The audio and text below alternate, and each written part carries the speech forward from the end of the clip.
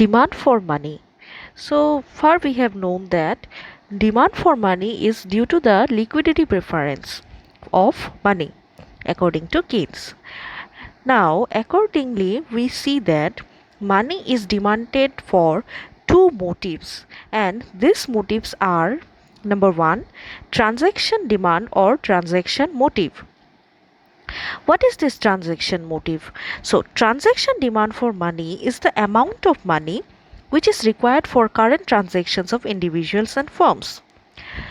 It is said that we demand money because of two motives. The first one is transactions motive.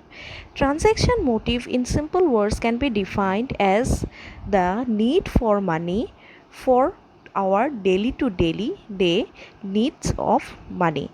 That is, to cover up the daily needs or daily expenses, we need some money. And for this need, we demand the money, and this demand is under the transaction demand for money. So, we say that, for example, a worker who gets his wages of rupees 1000 on the first day of the month has to spend it continuously throughout the month. That is, we all get salary for a month at the beginning of the month, and for that salary we need to take it till the end of the month.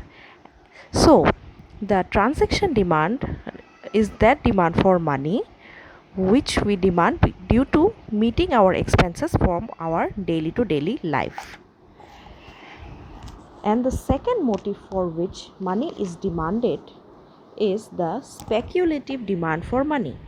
Now, what is the speculative demand for money? Speculative demand for money refers to the demand for money as a store of wealth. That is, wealth can be stored or held in the form of properties, in the form of jewelry, in the form of bonds, money, bullion, etc. So, let us assume that all these are called as bonds. That is, money can be stored in the form of bonds. Thus, according to Keynes, there are two types of assets. That is, one is money, that is directly money, and the other one is bonds. Now, speculative demand for money is that demand for money for which people like to keep the money in order to buy bonds in the future.